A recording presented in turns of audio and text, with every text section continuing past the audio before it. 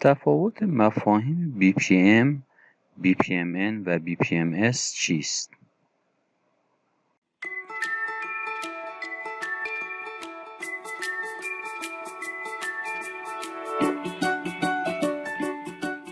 دوستان توجه داشته باشید که ما با 3 مفهوم BPMN، BPMS و BPM روبرو هستیم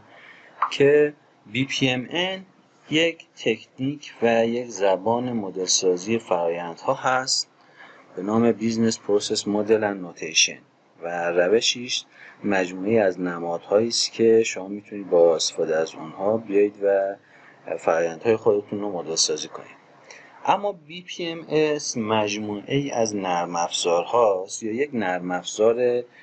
مجتمع هستش که با استفاده از اون ما میتونیم فرآیندها رو مکانیزه کنیم و جاری و ساری کنیم در سازمانتون. خب پس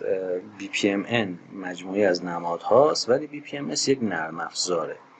که مثل اتوماسیون اداری، مثل شبیه ERP ها و دیگر نرم افزارهای مدیریت گردش کار میاد و فرآیندهایی که با استفاده از BPMN مدل کردین رو اجرایی میکنه در سازمان.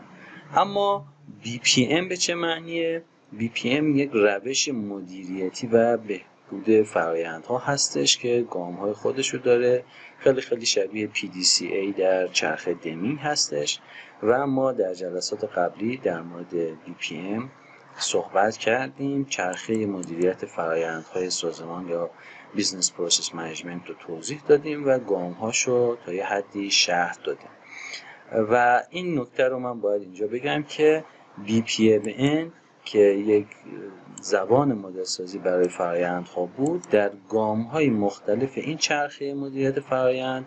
کاربرد داره و استفاده میشه، به خصوص در حوزه اکتشاف فرآیند که ما اینجا وضعیت موجود فرآیندها رو مدل سازی میکنیم، در تحلیل فرآیندها که مشکلات و آرزوهای فرآیندها رو و فعالیت‌ها رو کشف میکنیم، پیدا میکنیم و دلایل وجود اونها رو ریشه‌یابی میکنیم